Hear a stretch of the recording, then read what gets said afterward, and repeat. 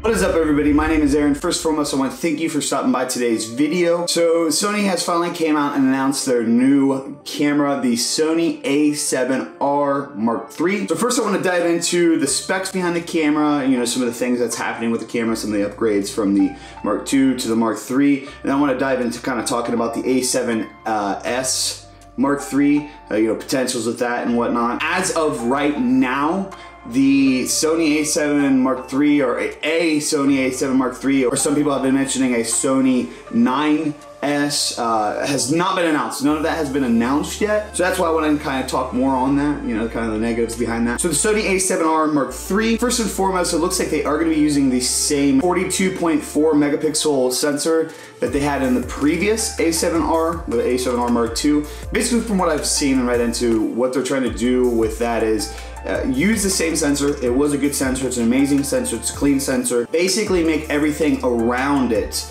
perform better. Things that they're doing with this to change is they have better processing in this one, and they also have a new shutter, which is supposed to be better, as well as following a new autofocus. I know that's something that some people are excited about. I know some people have kind of stressed after the years of these very expensive camera bodies being out of the autofocus features between the a7R Mark II and especially the a7s Mark II, when you can get amazing autofocus features from the a6500, a6300 series. I believe somewhere it said 67% autofocus. By the way, somebody feel free in the comments down below to correct me if wrong when the actual camera or actual specs come out. I'm a little confused as far as the contrast AF, because from what I heard from one person, it's in like the 600s, but then on this website here it says it's a 295 area system similar to the a6500, which either way is great because that's definitely a step up from the previous 25 area. Either way, the autofocus is better. This camera is going to be starting off at $3,200 US. I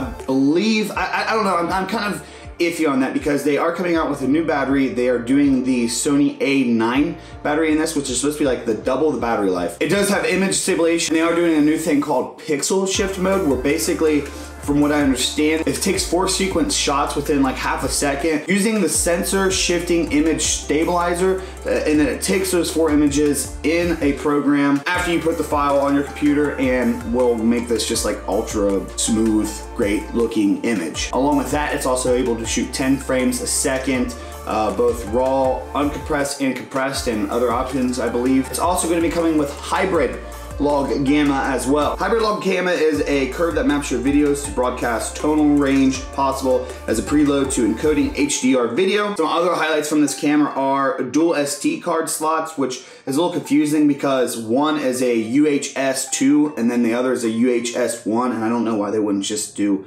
both a UHS-2. I'm a little confused by that. The Z series battery, as mentioned, it has the same viewfinder as the Sony A9, dual USB connectors, one USB-C connector, and a micro USB. So here's, I guess, kind of my kicker with it. I want to talk about the video. So the video features are going to be a 4K at 30 frame / 24, 25, but you're able to use the full width of the sensor with that, or you can crop it down to Super 35, and it's able to do 1080 at 120 FPS. Sony also announced a 24-105 f4 that I think is coming out for like $1,300, and then potentially more lenses to come as well, like next summer. So, amazing camera. It's definitely an upgrade. My thoughts on it, definitely more of a photographer camera. So I guess where I'm at with this and where I would like to get you guys' opinions and thoughts, and again, by the time you watch this video, maybe this camera's been out for a while, maybe there's some new things. So, feel free to comment down below on maybe if you've dealt with this and if you want to, talk about it anyway. So from what I've seen, this is supposed to have an amazing image quality, both photo and video. And then also real quick, I want to mention too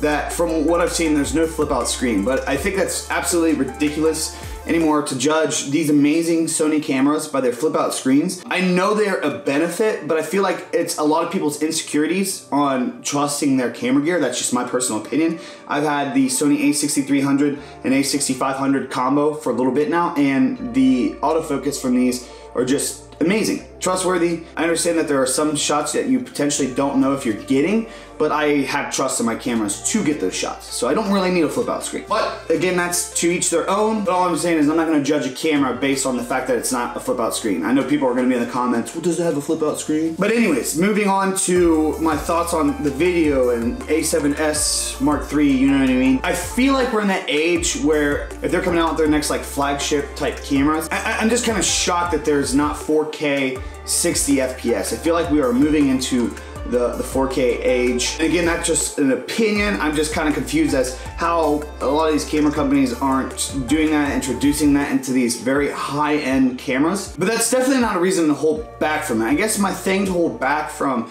getting something like the A7R Mark III is I have not heard too much on the ISO. I've heard on the ranges, but obviously nobody's really messed with the camera too much. You know, is the ISO comparable to the A7S Mark III? You know, is it just comparable to the A7R Mark II? Is it something in between? That would be great for the camera if it was kind of like the best of both worlds between the A7R and A7S Mark II. But basically, if it's not, right? And if they plan on coming out with an A7S Mark III, which that's where I'm kind of just annoyed with Sony, is the lack of at least communicating with people. I feel like this would be a great time for them to let us know, like, this is the only camera coming out for quite a while, because I'm sure there are a lot of people on the fence. Well, do I upgrade to this, or do I wait on if there's an A7S Mark III coming out? Do I wait to see if there's anything new with the A9 coming out maybe in 2018? Maybe there's an A6700 coming out. These are gonna be a lot of debates on people's mind, and I think it would be great as a company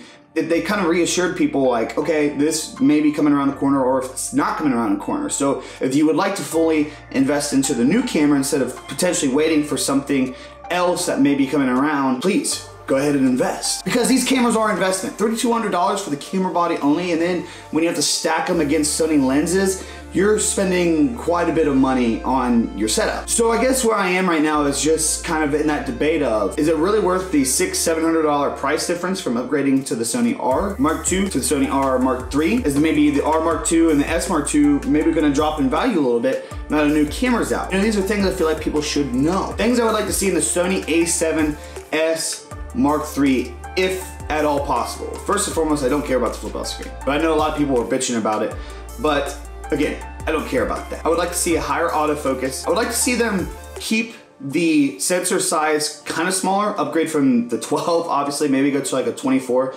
Upgrade a little bit, but keep it a little smaller. I would like to see them keep the amazing low light features that the A7S Mark II had. I would love to see a 60 FPS or 50 FPS, 4K in that. That would just be absolutely amazing. But again, we don't know if an A7S Mark III is coming out. As of now, again, as of now. So some debating for me here. I've been in the process, as you guys have seen, of making my move to full frame. So it's like, where do I stand? Do I wait on the new one? Do I wait to see if maybe the prices on these current ones drop? You know, it's just trying to debate that. What do you guys think? What are you guys gonna do? Are you guys gonna wait for the new one? You're gonna test the new one? Do you guys think the price difference to the R Mark III is more than worth it? Do you guys think it's not worth it? Do you guys think they're gonna be coming out with an A7S Mark III? If so, what are some features that you would like to see on it? Let me know, guys. Comments down below. Like the video if you enjoyed it. Subscribe for future content. That's all I got for you guys today. I'm out. Peace.